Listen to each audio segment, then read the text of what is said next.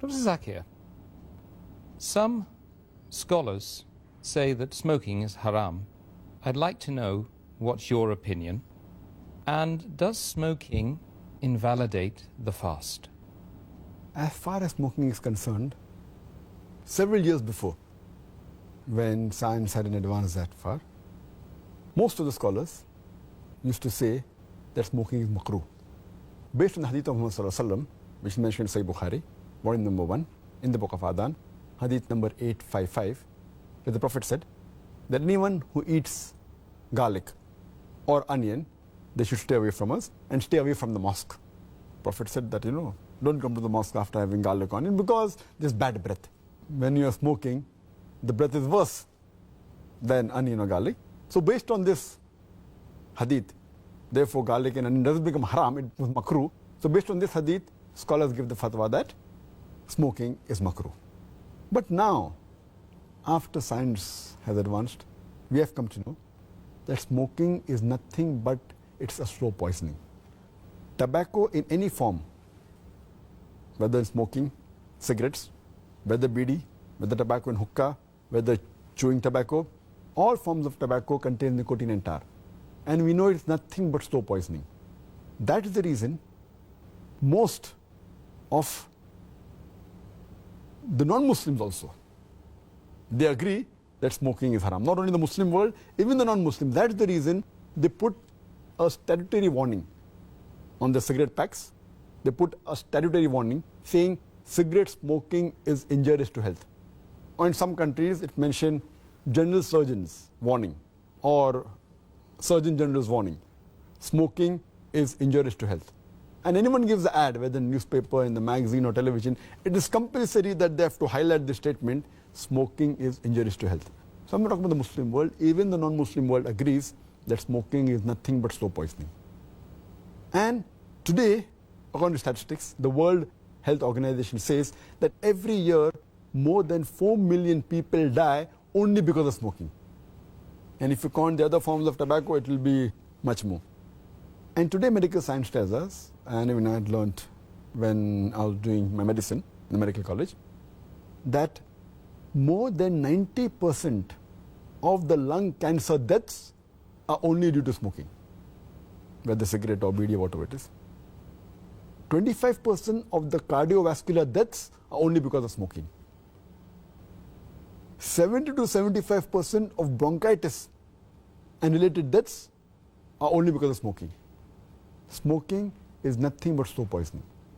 It blackens your lips, blackens your gums, your fingertips, it damages your lips, it damages your esophagus, it damages your stomach, and it can cause constipation, it can cause loss of appetite, it can cause loss of libido, your sexual power gets suppressed, it can cause immunity to the drugs you take, and it reduces the defense of your body. And you can only give a talk on why smoking is haram, and I've given a talk on dietary laws in Islam, and I've covered this topic in detail. Time doesn't permit me here. But based on all these various research, there are today more than 400 fatwas. The majority of the scholars, they agree that smoking is haram, and all form of tobacco is haram. There may be certain scholars of certain countries, including this country where I come from, India, they say it is makruh yet. But most of the scholars, otherwise, throughout the world, majority of them, they agree that smoking is haram. Allah says in the Quran, in Surah Araf, chapter number 7, verse number 157, that you follow the Prophet, the unlettered Prophet who's mentioned in your law and scriptures.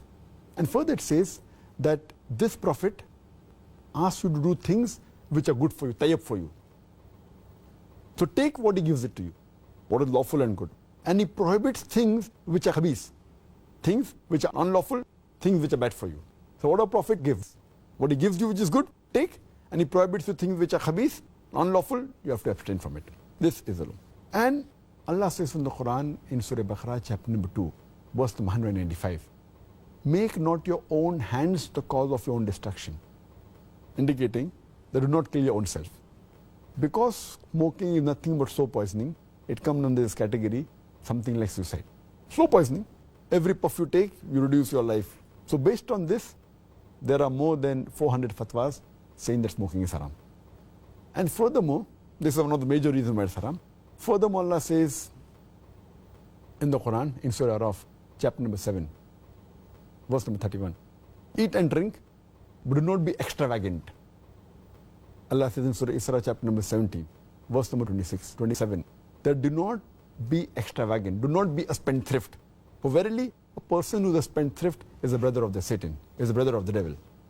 And we know that when we smoke, it's nothing but extravagance. It's nothing but taking a pound note or a few pounds, or taking a dollar note, the green dollar bill, or a pound, and lighting up with fire.